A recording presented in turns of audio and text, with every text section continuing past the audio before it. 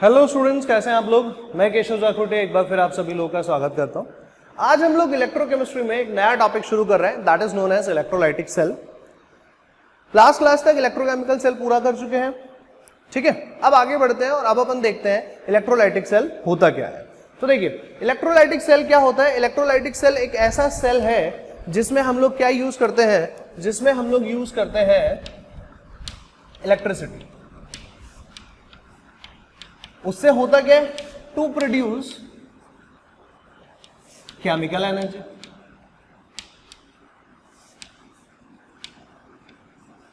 Electrolytic cell, Hindi में इसको बोलते हैं विद्युत अपघट्य सेल।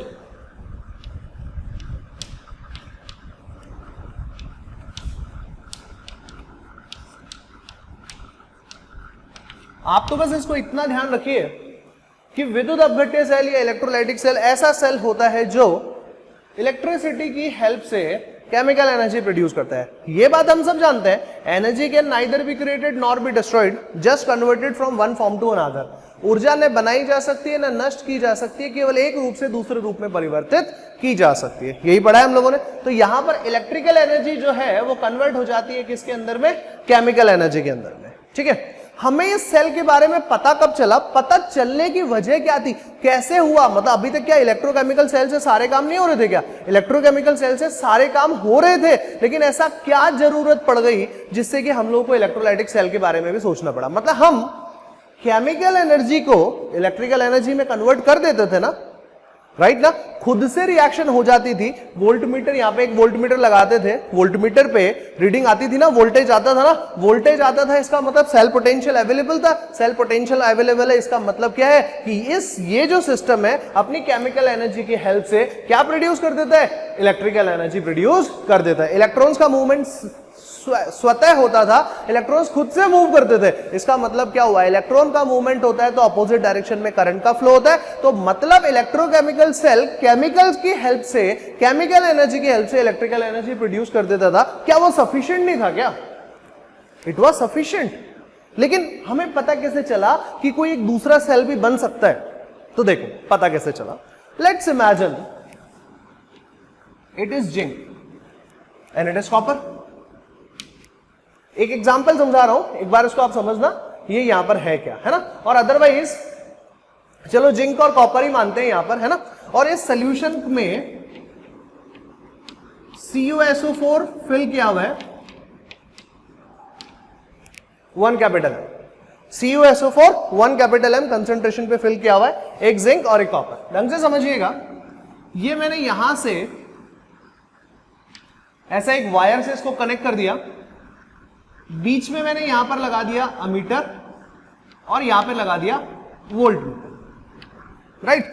ये तो बिल्कुल वैसा ही हो गया जैसा अभी तक अपन लोग इलेक्ट्रोकेमिकल सेल में पढ़ के आए थे।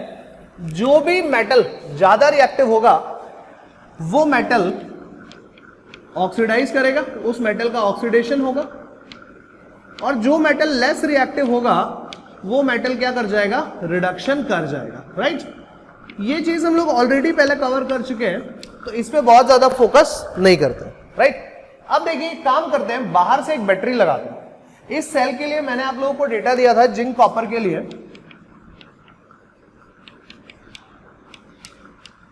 कि इसका E0 सेल, इसका जो सेल पोटेंशियल जो हमारे को वोल्ट मीटर पे शो होगा, that is nothing but 1.1 volt. हम क्या करते हैं, हम बाहर से एक बैटरी लगाते हैं, हम बाहर से एक बैटरी लगा रहे हैं यहां पर। वो बैटरी मैंने कुछ ऐसा कनेक्ट कर दिया। Battery is nothing but a source of energy, source of voltage, तो उसको भी किस में कनेक्ट किया जाना चाहिए, पैरेलल में कनेक्ट किया जाना चाहिए। लेकिन एक चीज आप लोग ढंग से नोटिस करो, मैंने यहां पर बैटरी अपोजिट डायरेक्शन में लगाई है। अगर इलेक्ट्रोकेमिकल सेल है तो यहां पर होना चाहिए पॉजिटिव साइन और यहां पर होना चाहिए नेगेटिव साइन। कुछ सिखाया था क्या ऐसा बिट्टू, RRC प्लस सिखाया था। ये किसके लिए था, ये था हमारा इलेक्ट्रोकेमिकल सेल के लिए था, राइट ना, ठीक है। और अगर आप यहां पे नोटिस करते हो तो ये हो गया नेगेटिव पार्ट, ये हो गया positive part, right. Battery negative terminals के साथ, नेगेटिव को पॉजिटिव से कनेक्ट किया है, पॉजिटिव को नेगेटिव से कनेक्ट किया है। क्या मतलब है इसका, कैसे ये कनेक्शन हो गया और इससे रिजल्ट क्या निकलता है, केमिस्ट्री की टर्म्स में इसका मतलब क्या है। केमिस्ट्री की टर्म्स में इसका मतलब है कि जो सेल काम कर रहा है, अभी मैंने सेल का वोल्टेज, मैंने जो बैटरी लगाई है मैंने इसका वोल्टेज नहीं लिखा, ये कितना वोल्ट है, दैट विल बी वेरिंग, ये बदलता रहेगा। और इसी से अपन को समझ में आएगा कि इलेक्ट्रोलाइटिक सेल की रिक्वायरमेंट क्या है, कहां जरूरत पड़ गई, ऐसा क्या हो गया जिससे कि हमें इलेक्ट्रोलाइटिक सेल ये बन गया, बनाया गया नहीं था, ये ऑल ऑफ सडन ऐसा क्रिएट हो गया। तो क्रिएट कैसे हुआ, उससे फिर क्या क्या एप्लीकेशंस होती है, क्या क्या फायदा होता है, वो सारी चीजें अपन लोग देखेंगे। लेकिन फिलहाल समझिए कॉन्सेप्ट को एक बार, यहां हो क्या रहा है, करना क्या है। तो देखो, जो आपका सेल है, पहले इस बैटरी को एक बार हटाते हैं, बैटरी को हटाते हैं तो होगा क्या, इलेक्ट्रॉन्स का मूवमेंट कहां से कहां होता है, electron moves from zinc to copper, yes और नो। इलेक्ट्रॉन कहां से कहां मूव कर रहा है, ये देख लो एक बार पहले।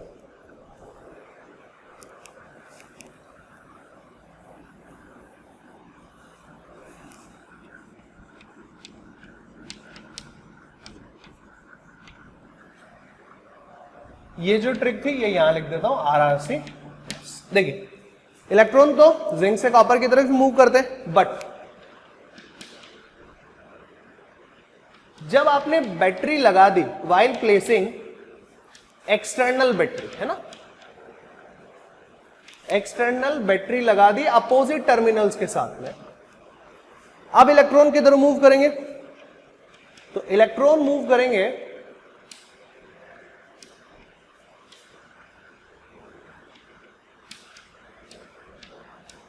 Copper two zinc.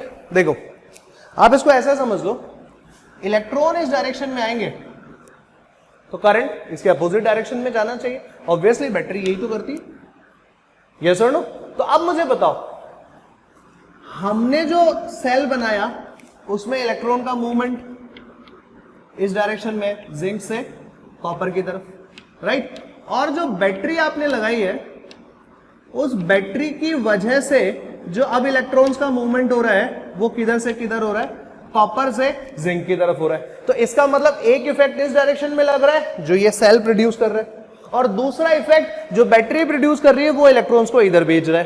तो अल्टीमेटली इफेक्ट क्या होंगे, ये कैंसिल होंगे ना एक दूसरे के इफेक्ट को, अल्टीमेटली ये इफेक्ट क्या होंगे, कैंसिल आउट होंगे।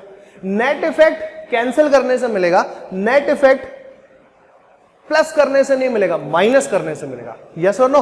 21 पे जब आप बोलो कि इधर गए 100 इलेक्ट्रॉन, इधर आए 50 इलेक्ट्रॉन, तो इफेक्टिवली कितने इलेक्ट्रॉन का मूवमेंट हुआ, 50 इलेक्ट्रॉन्स का ही तो मूवमेंट हुआ जो कि इस डायरेक्शन में गए थे।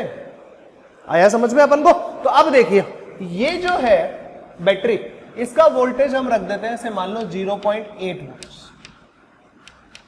अब तुम सोचो, इस डायरेक्शन में यहां पे वोल्टेज कितना है, 1.1 वोल्ट्स, राइट, 1.1 वोल्ट यहां पे प्रोड्यूस हो रहा है। तो इस डायरेक्शन में जो करंट जा रहा है, आप इसको ऐसा बोलो, इस डायरेक्शन में जो करंट है उस करंट के लिए वोल्टेज कितना है, 1.1 वोल्ट, राइट, या फिर आप इसको E0 बोल दो, E0, ठीक है। बाहर जो आपने बैटरी लगाई है उस बैटरी के लिए E0 कितना है, उस बैटरी के लिए E0 है 0.80 वोल्ट्स।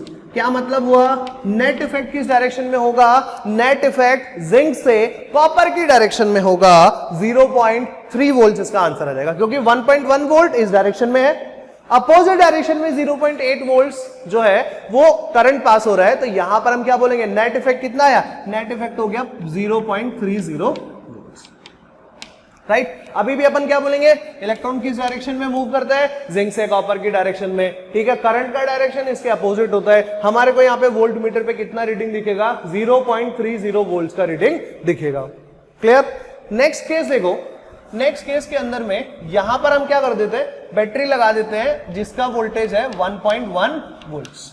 अब सोचो, इंटरनली भी सिस्टम कितना वोल्टेज प्रोड्यूस कर रहा है, इलेक्ट्रोकेमिकल सेल 1.1 वोल्ट, और यहां पर भी जो आपने बैटरी लगाई है इसका भी वोल्टेज कितना है, 1.10 वोल्ट। तो इसका मतलब नेट इफेक्ट क्या हो गया, नेट इफेक्ट हो गया 0। नेट इफेक्ट 0 हो गया, इसका मतलब इलेक्ट्रॉन ना जिंक से कॉपर की तरफ जाएगा ना कॉपर से जिंक की तरफ जाएगा, मतलब cell stops working. Please don't get confused कि यहां पर इक्विलिब्रियम का सेटअप हो गया। इक्विलिब्रियम का सेटअप तब होता है जब एनोडिक सेल पे और कैथोडिक सेल पे पोटेंशियल बैरियर डेवलप हो जाता है। यहां तो रिएक्शन ही शुरू नहीं हुई, बैरियर कहां से डेवलप होगा। आ रहा है बात समझ में आप लोगों को, ठीक है। अगला पार्ट देखो, अगला पार्ट है, मान लो यहां पर हम लोग जो है 2 वोल्ट की बैटरी लगा देते हैं। यहां पर हम क्या करते हैं, 2 वोल्ट का बैटरी लगा देते हैं। अब 2 वोल्ट का अगर आपने बैटरी लगा दिया तो इसका मतलब इंटरनली तो सिस्टम में 1.1 वोल्ट ही है, लेकिन अपोजिट डायरेक्शन में 2 वोल्ट का बैटरी लगने से नेट इफेक्ट क्या होगा, नेट इफेक्ट होगा कि जो ई नॉट आएगा वो माइनस में 0.9 वोल्ट आ जाएगा। अब ये माइनस में 0.9 वोल्ट आपको क्या रिप्रेजेंट कर रहा है, माइनस मतलब पहले जो डायरेक्शन होती थी उसका अपोजिट डायरेक्शन आया। आप लोगों को ऑलरेडी पहले मैं बता चुका हूं कि मान लो कि ये एक वोल्ट मीटर का निडल है और यहां पे लिखा हुआ है 0 वोल्ट, तो यहां पर होगा 1 2 3 4 5 6 ऐसा कुछ वोल्ट्स लिखे हुए होंगे, और सिमिलरली इधर भी 1 2 3 4 5 6 इधर भी कुछ वोल्ट्स लिखे हुए होंगे, ऐसा होता है। अब देखो पहले निडल मान लो इधर की कुछ रीडिंग बता रहा था, या तो यहां पर या फिर यहां पर या फिर यहां पर, लेकिन बाहर का वोल्टेज, एक्सटर्नल बैटरी का वोल्टेज ज्यादा करते ही ये निडल अब इधर की बजाय किधर आ गया, इधर आ गया। तो इसका मतलब अब डायरेक्शन बदल गया ना, नेट इफेक्ट इज चेंज। सब साइंस के स्टूडेंट हो तो इतना फिजिक्स तो अपन सब जानते हैं कि पहले वोल्टेज जो है वो से मान लो इस डायरेक्शन में था तो से इसको पॉजिटिव बोल दिया, तो अभी इधर देखेंगे तो इधर वोल्टेज हो गया नेगेटिव। नेगेटिव का मतलब हो गया डायरेक्शन बदल गया, किसका, करंट का। बोले कैसे, पहले इलेक्ट्रॉन किधर से किधर मूव करता था, जिंक से कॉपर, अब किधर से किधर मूव करेगा, कॉपर से जिंक की तरफ मूव करेगा। अब देखना ये बड़ा सरप्राइजिंग काम हो रहा है, कॉपर से जिंक की तरफ मूवमेंट करेगा तो क्या होगा, देखना आप जरा।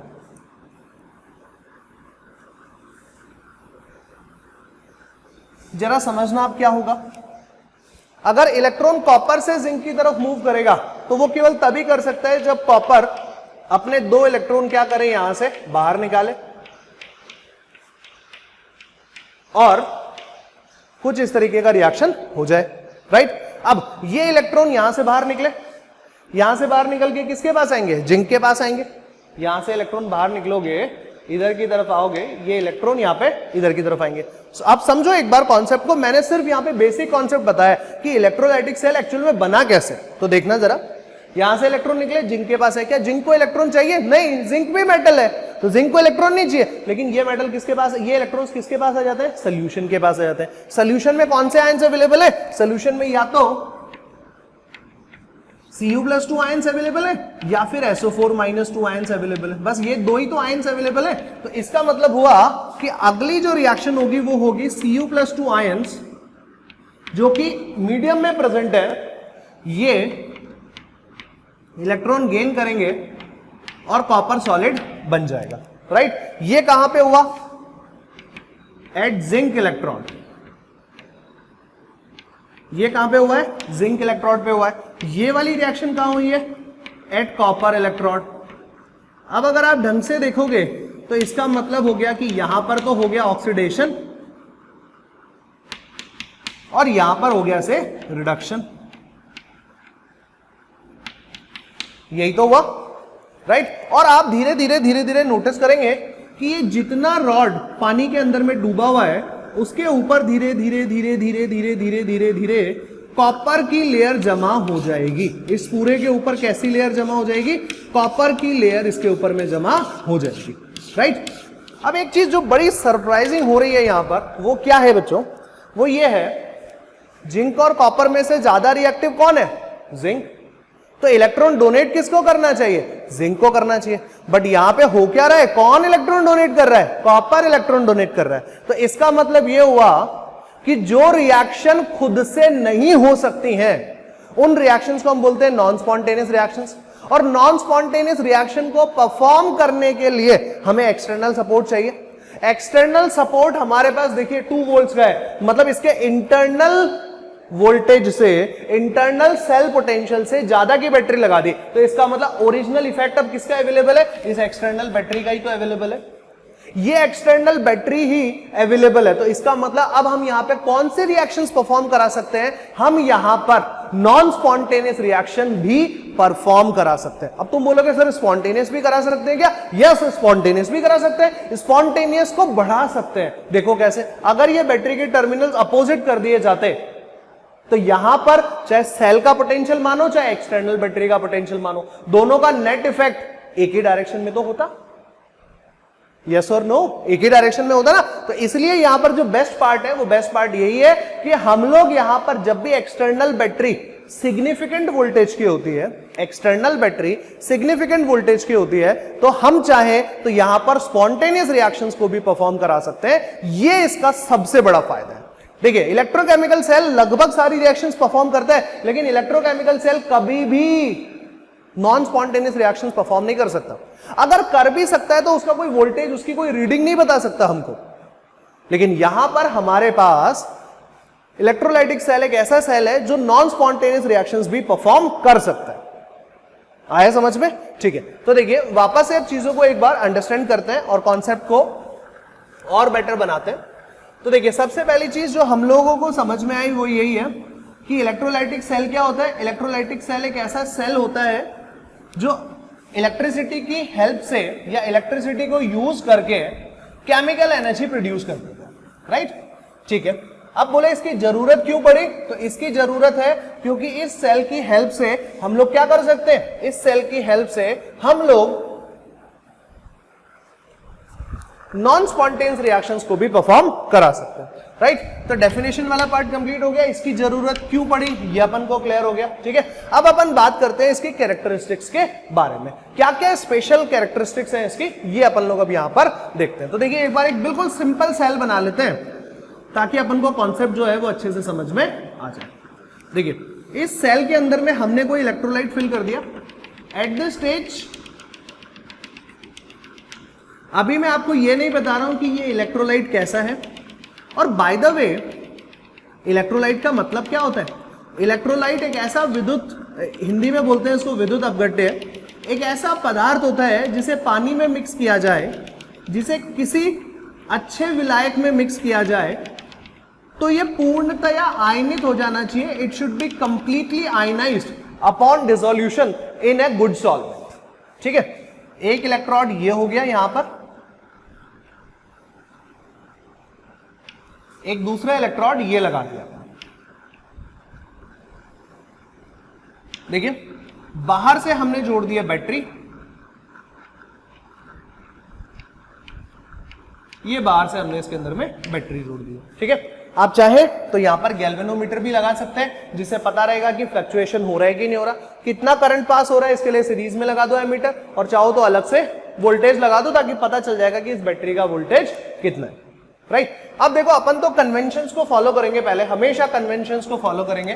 तो फर्स्ट पॉइंट वही, एनोड पे क्या होना चाहिए, ऑक्सीडेशन होना चाहिए, ये एक बहुत इंपॉर्टेंट बात है। और सेकेंड पॉइंट जो है वो कैथोड पे क्या होना चाहिए, ऑक्सीडेशन नहीं रिडक्शन होना चाहिए। और एक और चीज याद रखनी है कि कैथोड को हमेशा डायग्राम बनाते टाइम पे राइट में ही रखना है। ठीक है, तो एनोड ऑटोमेटिकली क्या हो जाएगा, लेफ्ट में हो जाएगा। तो इसका मतलब ये बाय डिफॉल्ट हो गया बेटा कि इसको आपको क्या बोलना है, इसको आपको एनोड बोलना है, और इसको आपको क्या बोलना है यहां पर, कैथोड बोलना है। ठीक है, इस पे ही रिडक्शन होगा, ये भी आपको बता दिया। ठीक है, और इस पे क्या होगा, ऑक्सीडेशन, ये आपको ऑलरेडी पहले से बता दिया। लेकिन होगा किसका ये तो बताओ। तो देखो आप लोगों की जानकारी के लिए पहले बता देता हूं कि जब भी अपन इलेक्ट्रोलाइटिक सेल यूज करते हैं तो यहां पे अपन किस टाइप का रिएक्शन कर रहे हैं, non spontaneous reactions generally perform करेंगे। तो यहां पर आप देखिए ये जो इलेक्ट्रोड्स हैं ये कैसे हो जाने चाहिए, प्लैटिनम के। ये इलेक्ट्रोड्स इनर्ट हो जाने चाहिए, क्योंकि देखो यहां पर कहानी किसी और चीज की है, यहां पर कहानी इन इलेक्ट्रोड्स की नहीं है। आप इस चीज को ढंग से समझो कि यहां पर कहानी इलेक्ट्रोड्स की नहीं है। इलेक्ट्रोड्स से हम लोग कोई बहुत ज्यादा कैलकुलेशन या बहुत ज्यादा फायदा नहीं उठाने वाले हैं। तो इलेक्ट्रोड्स कैसे होने चाहिए, इनर्ट होने चाहिए। इलेक्ट्रोड्स पे हम लोग कोई बहुत ज्यादा वर्कआउट नहीं करेंगे। देखते हैं एक बार, अगर इतना चीजें नहीं समझ में आया तो देखते हैं। अब देखिए इस पूरे कॉन्सेप्ट को इलेक्ट्रोलाइटिक सेल कैसे काम करता है, इलेक्ट्रोलाइटिक सेल की वर्किंग क्या होती है, ये सब चीजें हम लोग डिस्कस कर सकते हैं किससे, आयनाइजेशन थ्योरी से, आयनीकरण सिद्धांत से हम लोग इलेक्ट्रोलाइटिक सेल को बहुत अच्छे से समझ सकते हैं।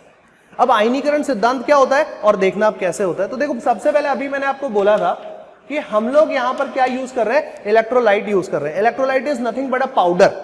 इलेक्ट्रोलाइट एक ऐसा पाउडर होता है जिसको अगर आप पानी में मिक्स करें ना तो ये कंप्लीटली आयनाइज हो जाता है। ये क्या हो जाता है, कंप्लीटली आयनाइज हो जाता है। अब अगर ये कंप्लीटली आयनाइज हो गया तो इसका मतलब ये कैसा होना चाहिए, स्ट्रॉन्ग इलेक्ट्रोलाइट होना चाहिए।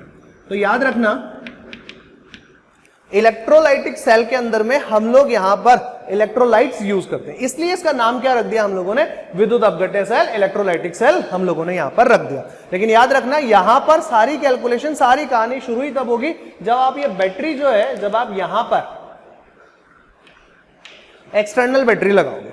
अब देखो एक्सटर्नल बैटरी लगाने से होता क्या है वो एक बार आप समझो। अब सोल्यूशन में मेरे पास क्या क्या अवेलेबल है, सोल्यूशन में मेरे पास में एक तो पॉजिटिव आयंस अवेलेबल है और एक नेगेटिव आयंस अवेलेबल है, यही दो तो अवेलेबल है ना। अब आप देखो आप क्या करते हो, आप सिस्टम के अंदर में इलेक्ट्रॉन्स पास करते हो, सिस्टम के अंदर में इलेक्ट्रॉन्स पास करते हो। बैटरी है तो बैटरी एक करंट पास करेगी तो उसके अपोजिट डायरेक्शन में क्या जाना चाहिए, इलेक्ट्रॉन्स जाने चाहिए, यस और नो, राइट। अब आप देखो यहां पर आपके पास दो तरीके के आयंस है ना, तो अब मैं यहां पर बोल रहा हूं, देखो इसको मैंने बोल दिया कैटायन, इसको मैंने बोल दिया एनायन, ठीक है। अब आप देखो जरा खुद ही बताओ सोच के, यहां पर ये जो कैथोड है ये बैटरी के कौन से टर्मिनल से जुड़ा हुआ है, नेगेटिव टर्मिनल से जुड़ा हुआ है। इसका मतलब ये कैसा होना चाहिए, ये नेगेटिवली चार्ज्ड होना चाहिए, ये कैसा होना चाहिए, नेगेटिवली चार्ज, राइट। अगर ये नेगेटिवली चार्ज है तो इस सॉल्यूशन में से जितने भी पॉजिटिवली चार्ज आयंस हैं, जितने भी पॉजिटिवली चार्ज आयंस हैं C प्लस हैं, वो किस डायरेक्शन में ट्रेवल करने चाहिए, वो इस डायरेक्शन में ही तो ट्रेवल करने चाहिए ना। C मतलब कैटायन है ना, जितने भी कैटायन हैं वो इस डायरेक्शन में ट्रेवल करने चाहिए, C प्लस इस पर्टिकुलर डायरेक्शन में इसको क्या करना चाहिए, ट्रेवल करना चाहिए, इसकी तरफ अट्रैक्ट हो जाना चाहिए। अब जब C प्लस इसकी तरफ अट्रैक्ट हो जाएंगे तो आप लोग इसको ऐसा भी समझ सकते हो, देखो बहुत सिंपल है इस चीज को समझना। हम सब जानते हैं कि कैथोड पे क्या होता है, रिडक्शन होता है। अगर आपको ये नेगेटिव वाली बात नहीं समझ में आ रही तो आप बस इसको ऐसा समझ लो कि भाई कैथोड पे होता है रिडक्शन, तो रिडक्शन का मतलब हुआ कि जो आपके पास में B माइनस है, राइट, ये जो B सॉरी आपके पास जो यहां पर A प्लस है वो A प्लस, अब आपको क्या मालूम यहां पर N मतलब कितने इलेक्ट्रॉन्स डोनेट होंगे, तो मैं यहां पे लिख देता हूं A प्लस N और यहां पे लिख देता हूं B माइनस N, मतलब A प्लस 2 B माइनस 2, ऐसा भी तो हो सकता है ना, A plus 3 B minus 3, N हो गया। तो इसने क्या किया, N इलेक्ट्रॉन्स एक्सेप्ट किए और ये यहां पर A सॉलिड के फॉर्म में डिपॉजिट हो गया, राइट, ठीक है। इसका मतलब ये हुआ कि कैथोड पे रिडक्शन होता है, मतलब गेन ऑफ इलेक्ट्रॉन की ही रिएक्शन होगी। तो इलेक्ट्रॉन को कौन गेन कर सकता है, अपोजिटली चार्ज पार्टिकल्स। तो सॉल्यूशन में जितने भी अपोजिटली चार्ज पार्टिकल्स हैं, पॉजिटिवली चार्ज पार्टिकल्स हैं, वो किसकी तरफ अट्रैक्ट हो जाएंगे, कैथोड की तरफ। अगर ये कैथोड की तरफ अट्रैक्ट होंगे तो इसका मतलब हुआ कि कैथोड को कौन सा चार्ज होना चाहिए, कैथोड पे कौन सा चार्ज होना चाहिए, नेगेटिव चार्ज होना चाहिए। दैट इज व्हाई हम इसको यहां पर नेगेटिव साइन से फिक्स करते हैं। तो आपने एक चीज देखी, राइट साइड पे रिडक्शन होता है और रिडक्शन कैथोड पे होता है, लेकिन इलेक्ट्रोलाइटिक सेल में साइन कैसा होता है, नेगेटिव होता है। तो ट्रिक यहां पे क्या बन गई, RRC माइनस, ट्रिक क्या बन गई है यहां पर, RRC माइनस इसकी ट्रिक बन गई है। याद रखना RRC प्लस कब यूज करना है, RRC माइनस कब यूज करना है, क्लियर। अच्छा, एट एनोड, एनोड पे क्या होता है, तो देखो सारे कैटायन इधर चले गए तो एनायन किधर जाएंगे, फिर एनायन जाएंगे इधर, ए पे लगाओ माइनस साइन, इसको भेजो इधर, ये ए मतलब अब यहां पे इससे कंफ्यूज नहीं होना, ए मतलब है एनायन, एनायन मतलब जिसपे नेगेटिव साइन होता है। तो इन सबको इधर ही तो भेजोगे, यही तो करोगे, ए पे माइनस, ए पे माइनस, ए पे माइनस, इससे कंफ्यूज नहीं होना है, उधर ए पे प्लस लगा हुआ है। आपको सिर्फ ये ध्यान रखना है ये एनायन है। एनायन कौन सा चार्ज होता है, एनायन पे नेगेटिव। ये किसकी तरफ अट्रैक्ट होंगे, उस इलेक्ट्रोड की तरफ अट्रैक्ट होंगे जिस पे पॉजिटिव चार्ज होगा, तो पॉजिटिव चार्ज तो इसी पे ही है, राइट। तो देखो यहां पर क्या होगा, तो जो हमारे पास में से B माइनस है ये क्या करेगा, से मान लो B2 हाफ, कुछ इस तरह से कन्वर्ट हो जाएगा। एक एग्जांपल समझाया मैंने आपको कि ये जो B माइनस है ये इलेक्ट्रॉन लूज करेगा, इलेक्ट्रॉन लूज करके हो सकता है वो गैसियस फॉर्म में कन्वर्ट हो जाए, राइट, और इलेक्ट्रॉन्स यहां से बाहर निकल जाए। तो इसका मतलब एनोड पे क्या हुआ, ऑक्सीडेशन हो गया। क्लियर है क्या। तो देखो याद रखना, इलेक्ट्रोलाइटिक सेल को हम लोग आयनाइजेशन थ्योरी से समझा सकते हैं, और आयनाइजेशन थ्योरी के अकॉर्डिंग जब भी स्ट्रॉन्ग इलेक्ट्रोलाइट किसी गुड सॉल्वेंट में, हमने यहां पे गुड सॉल्वेंट, बेस्ट सॉल्वेंट ले लिया, water is the universal solvent, water ले लिया, तो अगर वो उसमें कंप्लीटली आयनाइज हो जाए तो हम लोग यहां पर इलेक्ट्रोलाइटिक सेल का कॉन्सेप्ट लगा सकते हैं. That means we can apply external electrical source to produce more and more chemical energy. अब देखिए यहां पे हमने लगा दिया इलेक्ट्रोलाइट, कैथोड पे क्या हुआ, एनोड पे क्या हुआ. एक चीज आपने देखी, इसका नेट इफेक्ट, नेट रिएक्शन बनाता हूं तो आप लोग को ये चीज समझ में आएगा. नेट रिएक्शन आप लोगों ने देखा, नेट इफेक्ट क्या है. फिर मैं आपको इसको फाइनली वाइंड अप करता हूं, फिर मैं चीजों को समझाता हूं कि एग्जैक्टली में कॉन्सेप्ट क्या है. तो देखो जरा, बहुत बहुत इजी सा पार्ट है, ढंग से देखना. सिंपल सा कॉन्सेप्ट, ए बी, चलो उसको पहले रिएक्शन के फॉर्म में लिख लेते हैं. A N plus B N, ये हो गया एक्वस, ये हो गया एक्वस. आप चाहें तो इसे शॉर्ट फॉर्म में ये भी लिख सकते थे, ए बी एक्वस लिख सकते थे. इसने क्या बनाया, इसने बनाया ए सॉलिड, और इधर बन गया हाफ B2. यही तो हुआ.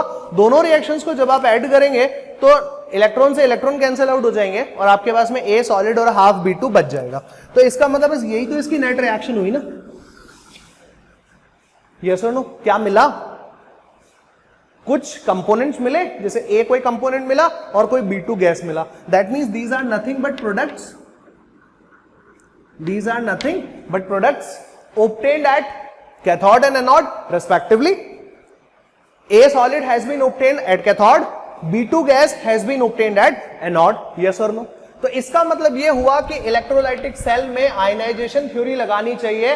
यहां पर हम लोग जो इलेक्ट्रोड्स यूज करते हैं दे मस्ट बी इनर्ट, क्योंकि इन इलेक्ट्रोड्स पे तो केवल डिपोजिशन होता है. अगर ये रिएक्टिव होंगे तो जो डिपॉजिट होगा उसके साथ में रिएक्शन नहीं कर लेंगे, और अगर ये रिएक्टिव हुए तो इसको काम करने देने की बजाय खुद ही इलेक्ट्रॉन का लेना देना शुरू नहीं कर देंगे, मतलब इलेक्ट्रोकेमिकल सेल की तरह काम करने लगेंगे. तो इलेक्ट्रोकेमिकल सेल नहीं, हमको प्योरली इलेक्ट्रोलाइटिक सेल बनाना है, तो उसके लिए इलेक्ट्रोड्स कैसे होने चाहिए, इनर्ट होने चाहिए, जनरली इनर्ट होने चाहिए. राइट ना. बताओ यहां तक का बात समझ में आया क्या. राइट. तो इसका मतलब एक और जो लास्ट जो सबसे इंपॉर्टेंट पॉइंट है वो ये है कि इलेक्ट्रोलाइसिस से कुछ प्रोडक्ट्स भी मिलते हैं हम लोग को, कैथोड और एनोड दोनों पे मिलते हैं. राइट. अब देखिए इसी चीज को अब अपन शॉर्ट फॉर्म में लिख लेते हैं, है ना. ये जो इतना डिस्कशन किया है इसको अब अपन एक बार शॉर्ट फॉर्म में लिख लेते हैं ताकि अपने पास सारे पॉइंट्स कवर हो जाएं, है ना. देखो third point, due to electrolysis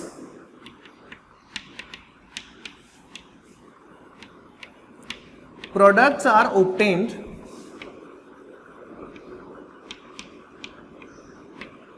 at cathode and anode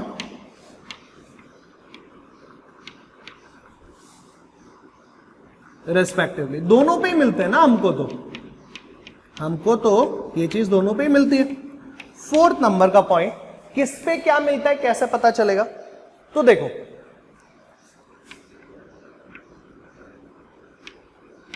at cathode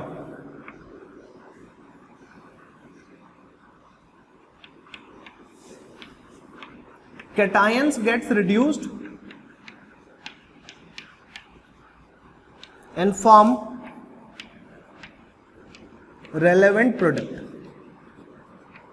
चीज ढंग से समझना. अपन ने क्या रिएक्शन है, कैथोड पे कैटायन का रिडक्शन हो जाता है और सूटेबल प्रोडक्ट मिल जाता है. इट में भी सॉलिड और लिक्विड और गैस जो भी मिलेगा वो यहाँ पे मिल जाएगा. अब आप बोलोगे गैस कैसे कवर कर सकते हैं, तो भैया अगर मान लो कोई गैस मिलेगा तो क्या करेंगे, एक ऐसा कंटेनर ऊपर लगा देंगे ना, एक ऐसा बल्ब लगा देंगे ना ऊपर.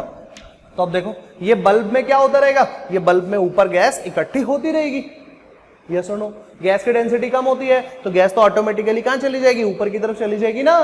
राइट. अच्छा, fifth point, at anode anions gets oxidized and form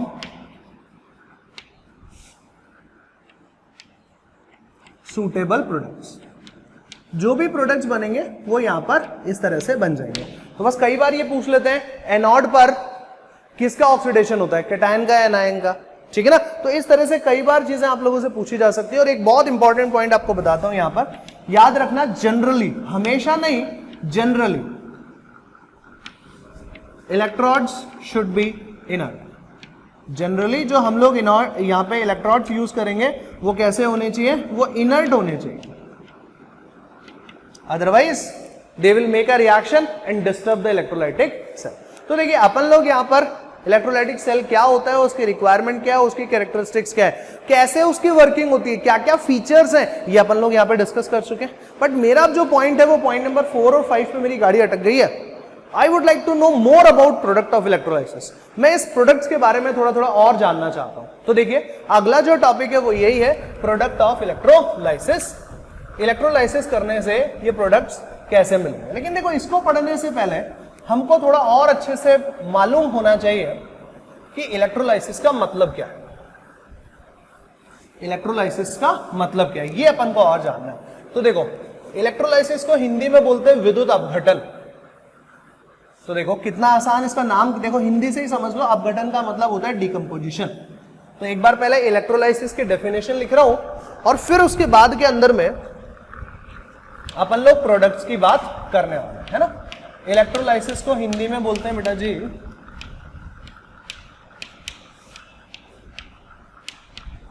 विद्युत अपघटन, है ना।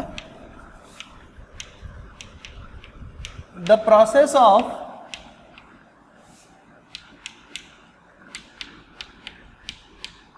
decomposition of and strong electrolyte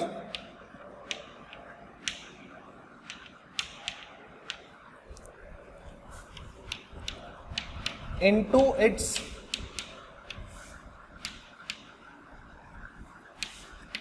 aqueous solution with the help of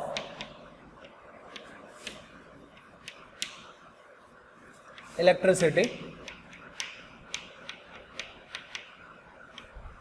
is known as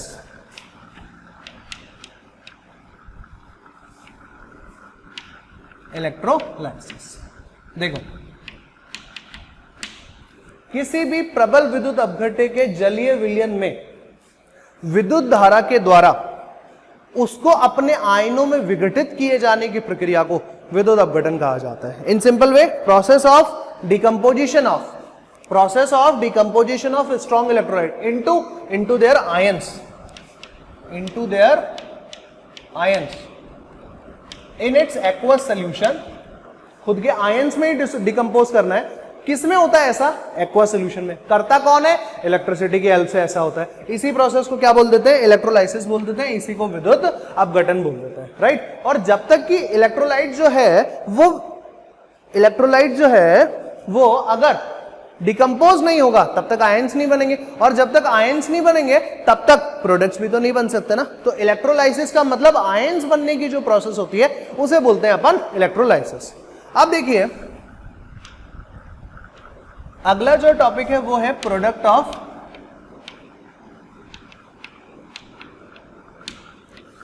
electrolysis. Electrolysis के प्रोडक्ट्स क्या है, तो इसको करने के लिए अपन इसको बहुत अच्छे से समझने के लिए अपन इसको दो पार्ट्स में डिवाइड कर देते हैं कि इलेक्ट्रोलाइट जो है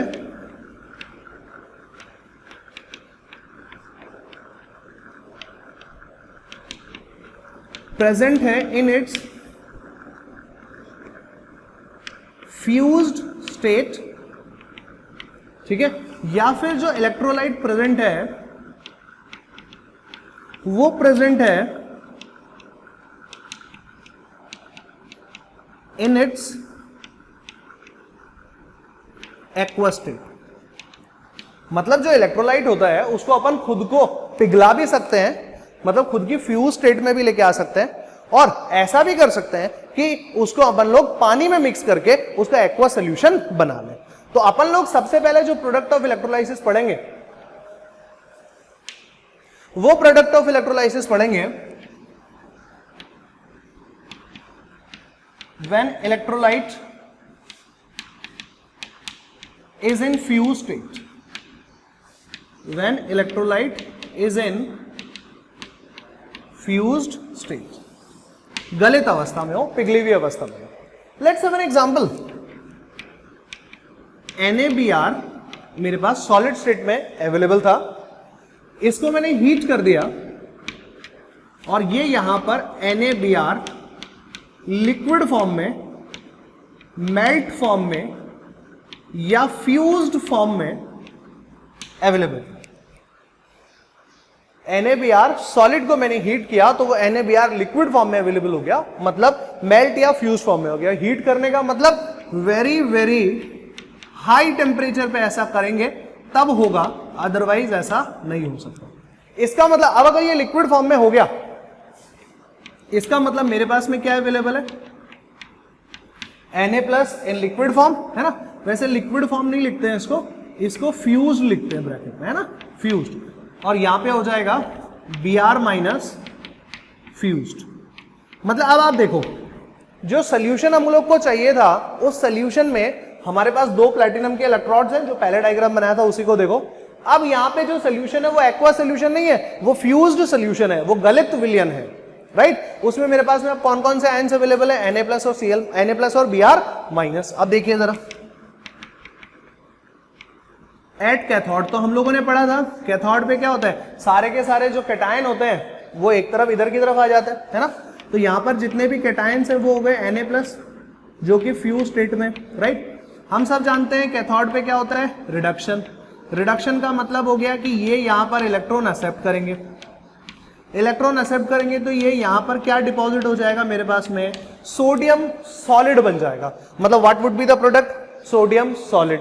अच्छा अब देखो जरा, अगर मैं एनोड की बात करूं आपके पास, तो एनोड पे मेरे पास में क्या आ जाने चाहिए, सारे के सारे एनायन. याद रखने का ट्रिक है, इसकी तरह सारे के सारे क्या आ जाने चाहिए, एनायन. तो Br माइनस मेरे पास में फ्यूज स्टेट में अवेलेबल है. एनोड पे होता है ऑक्सीडेशन, तो ये करेगा ऑक्सीडेशन और कन्वर्ट हो जाएगा किसके अंदर में, half Br2 gas, bromine gas में कन्वर्ट हो जाएगा और यहां से एक इलेक्ट्रॉन बाहर निकल जाएगा, राइट. तो देखो इसका नेट इफेक्ट, नेट रिएक्शन में आप लोग के सामने लिख रहा हूं. आई होप अपन को ये बात समझ में आया अच्छे से ना. तो देखिए इसका नेट इफेक्ट क्या है, इसका नेट इफेक्ट है NaBr जो कि सॉलिड फॉर्म में है, आपने क्या किया, आपने इसका इलेक्ट्रोलाइसिस किया, ठीक है, और यहां पे आपके पास में बन गया सोडियम सॉलिड और इधर बन गया आपके पास में ब्रोमीन गैस. सोडियम सॉलिड आया कैथोड पर, ब्रोमीन आया एनोड पर. क्लियर है. ठीक इसी तरह से अब मैं अगर बोलता कि मेरे को NaCl का इलेक्ट्रोलाइसिस करना है, तो आप लोगों का आंसर होता कि कैथोड पर तो बन जाता सोडियम सॉलिड और एनोड पर बन जाता क्लोरीन गैस, राइट. अगर मैं इसी चीज को KCl के लिए कर रहा होता तो आप लोग यहां पे बोल देते कि पोटेशियम सॉलिड तो कैथोड पे डिपॉजिट हो जाता और क्लोरीन गैस जो है वो एनोड पर डिपॉजिट हो जाती, राइट. ठीक है, तो अपन लोग यहां पर जितने भी स्ट्रॉन्ग इलेक्ट्रोलाइट्स हैं उन सबको अपन लोग यहां पर क्या कर सकते हैं, फ्यूज स्टेट के अंदर में, उसके खुद की लिक्विड स्टेट में, गलित अवस्था में भी हम लोग उसको क्या कर सकते हैं, इलेक्ट्रोलाइज कर सकते हैं, उससे प्रोडक्ट्स गेन कर सकते हैं, राइट. दूसरा तरीका क्या है, दूसरा तरीका है मेरे पास में, जब इन्हीं स्ट्रॉन्ग इलेक्ट्रोलाइट्स का एक्वस सोल्यूशन अवेलेबल है ना, तब क्या करेंगे, तो उस चीज को समझना है. और बस वही थोड़ा सा टफ पार्ट है, वही थोड़ा सा डिफिकल्ट फिनोमिना भी है ना. तो अब मैं आप लोगों को यहां पर कुछ ट्रिक के साथ में इसकी बात करूंगा. एनसीईआरटी में और आप लोग जिस भी बोर्ड में पढ़ रहे हैं वहां थोड़ा थोड़ा सा कंफ्यूजन रहता है, तो we will be creating a very simple story, जिससे कि अपन लोगों को ये सारी चीजें क्या हो जाए, समझ में आ जाए. बस इसके लिए आप लोगों को एक दो चीजें पता होनी चाहिए, और वो है SRP एंड SOP. ये आप लोग ऑलरेडी पहले से जानते ही हैं, राइट. अब देखिए अपन लोग यहां पर प्रोडक्ट ऑफ इलेक्ट्रोलाइसिस का सेकंड पार्ट डिस्कस करेंगे.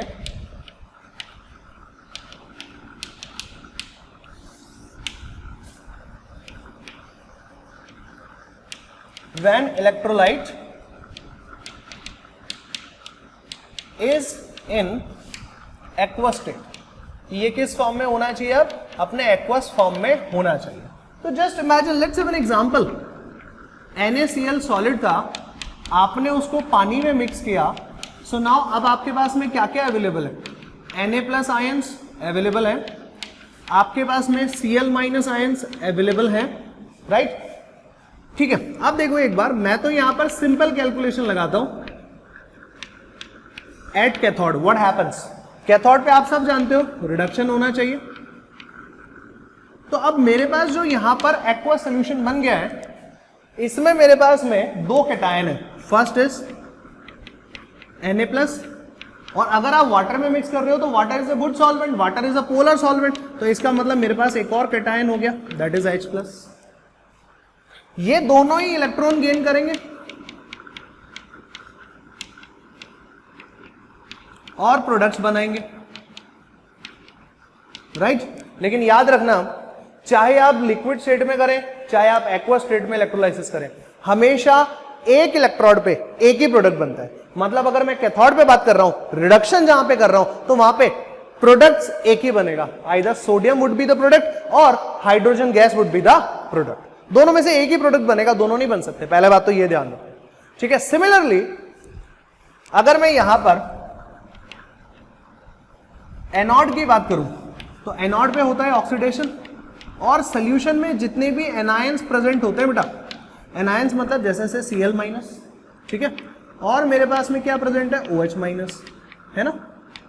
ठीक है, तो आप देखो ये क्या करेंगे, ये इलेक्ट्रॉन लूज करेंगे और ऑक्सीडेशन करेंगे।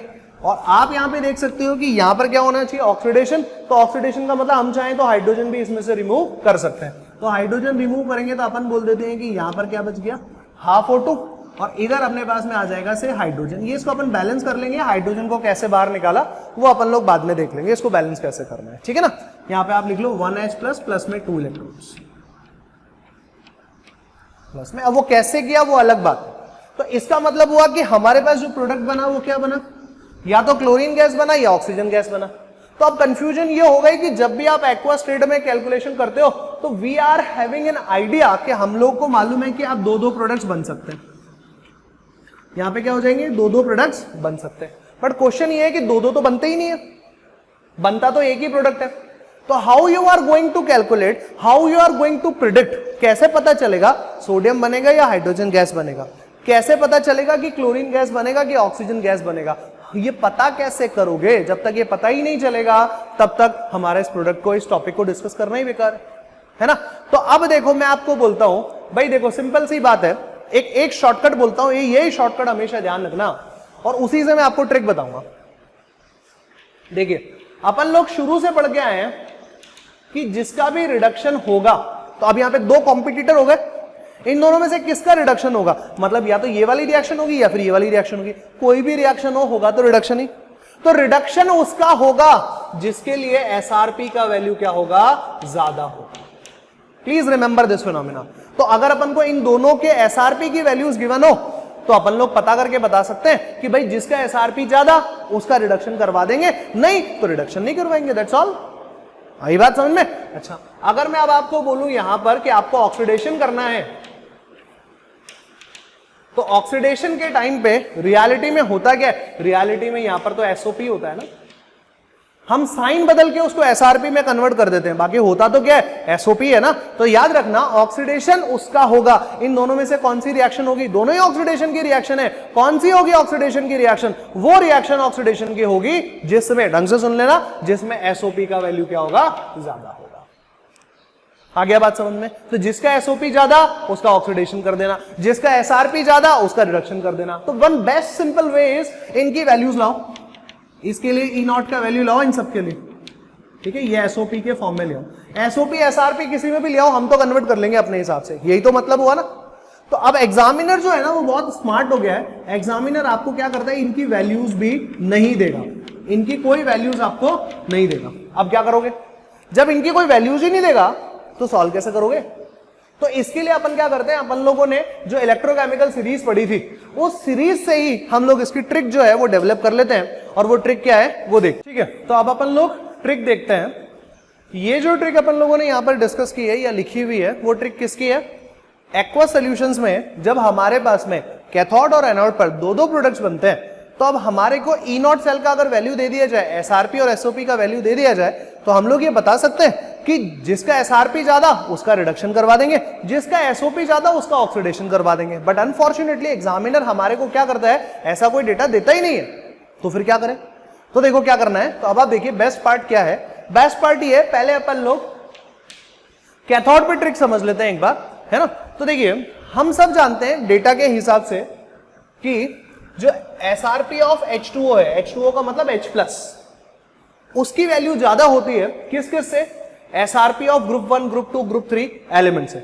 आप लोग को ध्यान होगा, अपन लोगों ने कुछ ऐसा ट्रिक पढ़ा था क्या, लिखे 12 सरदार, है ना, कन्या मंगालो मनोरंजक, कुछ पढ़ा था ऐसा, राइट। तो ये जो शुरुआती एलिमेंट्स हैं, ये शुरुआती एलिमेंट्स का एसआरपी का वैल्यू कैसा होता है? नेगेटिव होता है। और हाइड्रोजन के एसआरपी का वैल्यू कितना होता है? H+ आयन के एसआरपी का वैल्यू होता है 0। तो इसका मतलब वाटर के एसआरपी का, वाटर ही क्यों? क्योंकि हम लोग कौन सा सोल्यूशन यूज कर रहे हैं? हम लोग एक्वा सोल्यूशन यूज कर रहे हैं, इसलिए वाटर से कंपेयर कर रहे हैं। तो यहां पर इसका एसआरपी का वैल्यू क्या होता है? ज्यादा होता है। अब ग्रुप 1, ग्रुप 2, ग्रुप 3 मैंने ऐसे लिखा है, मतलब sodium, potassium, magnesium, calcium, aluminium, इन सारे आयंस के लिए जब आप देखोगे तो इन सब के लिए क्या होता है? एसआरपी जो होता है वो कम होता है। तो जिसका एसआरपी ज्यादा, रिडक्शन भी उसी का होगा। तो एसआरपी किसका ज्यादा है? वाटर का। इसका मतलब ये इलेक्ट्रॉन गेन करेगा, जिसका एसआरपी ज्यादा बस उसी का तो होगा ना। तो अपन लोग यहां पे लिख सकते हैं, so reduction of water takes place. ये तो यही तो कॉन्सेप्ट है ना, यस और नो भाई। जिसका एसआरपी ज्यादा उसका रिडक्शन करवा दो। तो वाटर के एलिमेंट्स का एसआरपी ज्यादा। अब इसने इलेक्ट्रॉन गेन किया, इलेक्ट्रॉन गेन करते ही H+ आयन इलेक्ट्रॉन गेन करेंगे, हाइड्रोजन गैस में कन्वर्ट हो जाएंगे और यहां पे OH- आयन बन जाएगा, जो कि सोल्यूशन में अवेलेबल हो जाएगा। बताइए ये बात अपन को समझ में आया कि नहीं आया, राइट। अब हर बार तो H+ आयन या वाटर का एसआरपी ज्यादा नहीं होता, किसी और का भी होता होगा ज्यादा। तो देखो एसआरपी ऑफ H2O कम होता है किस किस से? बाकी के सारे जितने भी कैटायंस हैं उन सब से। तो देखो कौन कौन से हैं, जैसे Cu+2, Zn+2, Ag+, Au+, Cd+2, ऐसे बहुत सारे एलिमेंट्स हैं। तो इन सब का एसआरपी क्या होता है? ज्यादा होता है। इन सब का एसआरपी ज्यादा, तो ढंग से समझना, जब एसआरपी जिसका एसआरपी ज्यादा उसका रिडक्शन होगा। तो इसका मतलब वाटर का रिडक्शन तो नहीं होगा ना, नहीं होगा ना। तो अब आप देखो होगा क्या, जैसे मान लो Cu+2 आयन है, तो ये Cu+2 आयन 2 इलेक्ट्रॉन्स एक्सेप्ट करेंगे और यहां पर क्या बना देंगे? कॉपर सॉलिड बना देंगे। आया कि नहीं आया समझ में? क्लियर?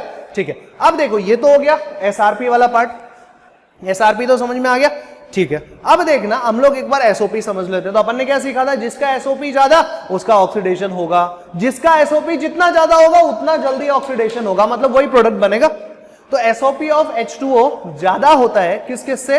तो देखो अब अपन को यहां पर हमको मालूम है कि एनोड पे कौन आते हैं? एनायंस। तो अब सारा डिस्कशन किसके लिए होगा? एनायंस के लिए, ठीक। अब इधर यहां पे कौन कौन आते हैं कैथोड पे? कैटायंस। तो सारा डिस्कशन किसके लिए था? कैटायंस के लिए था। तो देखो भाई SOP of F-, SO3-2, SO4-2, NO3, H2O3-2, जितने भी एनायंस है ना उन सब का एसओपी कम होता है और वाटर का एसओपी ज्यादा होता है, राइट। आप ढंग से देखो, बोले कंफ्यूज हो गए हो, बोले सर ऐसा थोड़ी होता है। आप देखो फ्लोरीन के अगर आप डेटा देखोगे F- के लिए, तो वो टेबल में डेटा किसका दे रखा है? एसआरपी का। 3.04 डेटा दे रखा होगा फ्लोरीन के लिए, आप देखेंगे तो 3.04 वोल्ट्स, लेकिन वो एसआरपी का है, एसओपी का बताओ ना, तो -3.04 वोल्ट्स। तो वो तो छोटा हुआ ना। वाटर का एसओपी कितना होता है? 0। चाहे वाटर का एसओपी लो चाहे एसआरपी लो, दोनों का वैल्यू सेम ही होता है। तो 0 ज्यादा बड़ा हुआ ना इससे। तो इसलिए अपन लोगों को ये पता रखना है, तो क्या होना चाहिए? तो किसका ऑक्सीडेशन होगा? So oxidation of water takes place. अब अगर वाटर का ऑक्सीडेशन होगा तो we have 2 different options to solve this. First option देखो, वाटर में से हाइड्रोजन हटा दो, तो देखो यहां पे बच गया ऑक्सीजन, और हाइड्रोजन हटाओगे तो यहां पे लिखोगे H2। तो H2 ना लिख के इसको क्या लिख दिया जाए? इस तरह से लिख दिया जाए जैसे इलेक्ट्रॉनिक मेथड से भी, इलेक्ट्रॉनिक कॉन्सेप्ट से भी ऑक्सीडेशन परफॉर्म हो जाए। तो आपने लिख दिया 4H+ प्लस 4 इलेक्ट्रॉन। तो इसका मतलब वाटर का ऑक्सीडेशन होगा अगर उसका एसओपी ज्यादा होगा, क्लियर। लेकिन एसओपी ऑफ वाटर, अब दूसरा केस है कि एसओपी ऑफ वाटर कम होता है Cl minus Br minus I minus के एसओपी से। तो जिसका एसओपी ज्यादा होता है उसी का ऑक्सीडेशन होता है। तो इसका मतलब यहां पर से मान लो Cl माइनस है, तो Cl माइनस का एसओपी ज्यादा है, तो यहां पर क्या हो जाएगा, यहां पर हो जाएगा हाफ Cl2 गैस प्लस में 1 इलेक्ट्रॉन। ये रिएक्शन परफॉर्म होगा, राइट। सिंपल सी बात। क्या हुआ, सो ऑक्सीडेशन ऑफ वाटर तो नहीं होगा ना, does not take place. Rule एक ही है, जिसका एसआरपी ज्यादा उसका रिडक्शन होगा, जिसका एसओपी ज्यादा उसका ऑक्सीडेशन होगा। बस उन्हीं के बारे में बात करनी है और किसी के बारे में बात नहीं करनी है। तो अब देखिए जरा कॉन्सेप्ट लगा लेते हैं और इससे अब अपन सीख भी लेते हैं। अब डायरेक्टली आप लोग आंसर निकाल सकते हैं। देखिए कैसे,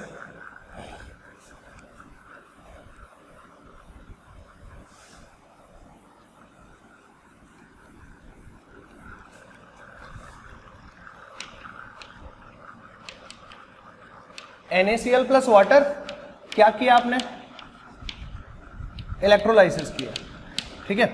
अब देखो आपके पास में दो आयन होंगे Na प्लस और H प्लस, तो आप लोगों को मालूम है कि एसआरपी किसका ज्यादा होता है, वाटर का ही ज्यादा होता है, मतलब H प्लस का ही ज्यादा होता है। H प्लस का ज्यादा होता है, इसका मतलब एक तो पक्का हो गया कि यहां पर क्या बनेगा, सही है क्या, कोई बात नहीं, ऐसा समझो। मेरे पास में एक आया Na प्लस आयन और एक आया H प्लस आयन, दोनों का ही रिडक्शन होना है। तो रिडक्शन उसका होता है जिसका एसआरपी ज्यादा होता है। तो भैया इसको कैसे करोगे, इसकी रिएक्शन लिख लेते हैं अपन लोग, है ना, उस तरह से कर लो ताकि तुम्हारे लिए भी थोड़ा सा इजी हो जाए, तुम्हारे को भी ये कॉन्सेप्ट समझ में आ जाए, है ना। तो देखो इक्वेशन ऐसा लिख रहा हूं, 2H2O कन्वर्ट्स इनटू, चलो अभी एक रिएक्शन लिखी थी क्या वाटर वाली, अगर आपको ध्यान आ रही है तो यहां पे एक रिएक्शन लिखी थी। तो देखो वहां पर क्या आ रहा था,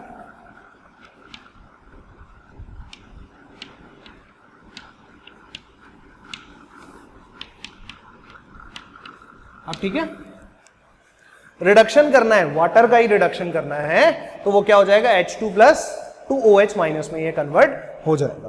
क्लियर। अभी एक एक करके चीजें समझते हैं, डोंट वरी, अभी सब बैलेंस हो जाएगा अभी यहां पर, राइट। ठीक है, आगे बढ़े। दूसरा मेरे पास में क्या होना चाहिए, एक रिएक्शन तो ये लगानी है, ये लगा देंगे अभी अपन, डोंट वरी अबाउट दैट, एक रिएक्शन लगानी है, राइट। अब मेरे पास में एक आयन तो है Cl माइनस और एक आयन है मेरे पास में OH माइनस, या मतलब अपन इसको बोलते हैं वाटर, ठीक है। दोनों में से किसका एसओपी ज्यादा, एसओपी तो इसी का ही ज्यादा होता है, रिएक्शन भी तो लिखी हुई है। तो इसका मतलब क्या होना चाहिए, Cl माइनस एक्वस जो सोल्यूशन में प्रेजेंट है वो यहां पर हाफ Cl2 प्लस 1 इलेक्ट्रॉन के फॉर्म में आ जाना चाहिए। ये एक्सेप्ट कितने कराए, 2, तो यहां पर क्या कर दो 2Cl माइनस, यहां पे हो जाएगा Cl2 गैस और इधर आ जाएगा 2, यही तो आना चाहिए ना, राइट। अब देखो इसका फाइनली कंक्लूजन क्या लिखा जाए, फाइनली इसका कंक्लूजन लिखा जाएगा, देखना NaCl, अब यहां पे 2Cl माइनस है तो मैं यहां पे पहले ही लिख दूं क्या, 2NaCl प्लस 2H2O, राइट। क्या बनेगा, एक चीज तो पक्की हो गई, हाइड्रोजन गैस बन रही है, दूसरी क्या बन रही है, क्लोरीन गैस बन रही है, ठीक है। तो यहां पर एक तो बन गया हाइड्रोजन गैस, एक बन गया क्लोरीन गैस, ठीक है। अब देखना जरा, इन दोनों में से कौन सा आयन बचा हुआ है, Na प्लस, इन दोनों में से कौन सा आयन बचा हुआ है, OH माइनस बचा हुआ तो है, तो यहां पर क्या हो जाएगा, NaOH एक्वस, राइट। अब देखो क्वेश्चन ऐसे पूछा जाता है, ये तो तुमसे हो जाएगा, क्वेश्चन ऐसे पूछा जाएगा, NaCl का जल विद्युत अपघटन करने पर, NaCl का एक्वस इलेक्ट्रोलाइसिस करने पर लाइटेस्ट गैस किस पर मिलती है, लाइटेस्ट गैस किस पर मिलती है। तो आप याद रखना, लाइटेस्ट गैस पहले तो ये देखो 2 गैस मिली, सबसे हल्की गैस कौन सी है, ऑब्वियसली हाइड्रोजन, ठीक है। ये किस पर मिली थी, तो आपने एक चीज नोटिस की थी, ये जो है देखो Na प्लस और H प्लस इन्हीं दो से मिलके तो बनी, तो कैटायन किसकी तरफ जाते हैं, कैथोड की तरफ जाते हैं ना, तो ये किस पे प्रोड्यूस होगी, कैथोड पर, ये वाली गैस किस पे प्रोड्यूस होगी, एनोड पर, राइट। चलिए यहां तक समझ में आया। अगला एक और एग्जांपल करते हैं। हमने पानी में मिक्स कर दिया FeSO4, इसका इलेक्ट्रोलाइसिस करना है। बताइए क्या क्या प्रोडक्ट्स बनेंगे, बताइए क्या क्या प्रोडक्ट्स बनेंगे। तो देखो Fe+2 और वाटर, Fe+2 और वाटर, किसका SRP ज्यादा? ऑब्वियसली Fe+2 का ही SRP ज्यादा होगा। तो ये क्या करेगा, ये इलेक्ट्रॉन गेन कर लेगा और Fe सॉलिड बना लेगा। मतलब ये तो पता चल गया कि कैथोड पर क्या बनेगा, कैथोड पर तो आयरन सॉलिड बनेगा। क्लियर हो गया ना एक चीज तो। अब आगे बढ़ो। अब एनोड की बात करो। एनोड पे आनी चाहिए एनायन। एक एनायन आ गया मेरे पास में SO4-2 और एक आ गया मेरे पास में वाटर का एनायन। दोनों में से किसका SOP ज्यादा है, देखना जरा। SO4-2 का तो कमी है, किसका ज्यादा है? H2O का ज्यादा है। तो H2O का ज्यादा है तो देखो H2O क्या हो जाएगा यहाँ पे H2O ऑक्सीडेशन होना है, ऑक्सीडेशन होना है मतलब यहाँ पे हो जाएगा O2 प्लस में 4H प्लस में 4 इलेक्ट्रॉन। इसका मतलब हो गया इसने 4 इलेक्ट्रॉन डोनेट किया, तो इसको भी क्या करना पड़ेगा, 4 इलेक्ट्रॉन एक्सेप्ट करने पड़ेंगे। रिएक्शन देखिए, रिएक्शन कैसे बनेगी।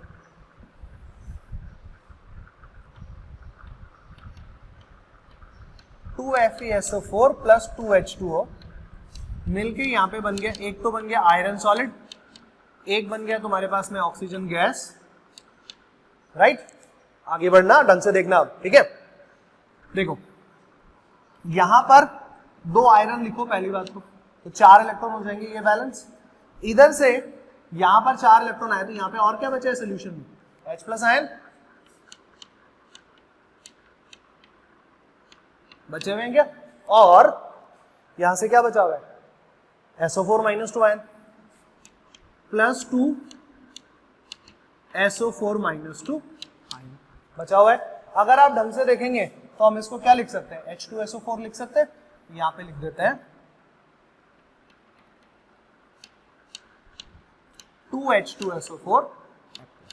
तो देखिए क्वेश्चन क्या बना, ये इसका फाइनल सॉल्यूशन लिख दिया मैंने। क्वेश्चन क्या बनेगा, जब फेरस सल्फेट का एक्वस इलेक्ट्रोलाइसिस करते हैं तो आपके पास कैथोड पर क्या बनेगा, तो कैथोड मतलब कैटायन आने चाहिए। तो कैटायन या तो Fe+2 है या H+ है, तो इनसे देख लेना जरा कौन सा प्रोडक्ट बनेगा। तो ये बन गया आपके कैथोड पे, ठीक है, ये वाला बन गया एनोड पे, ठीक है, और ये कहां पे, ये क्या बन गया, ये हमारा सोल्यूशन बन गया।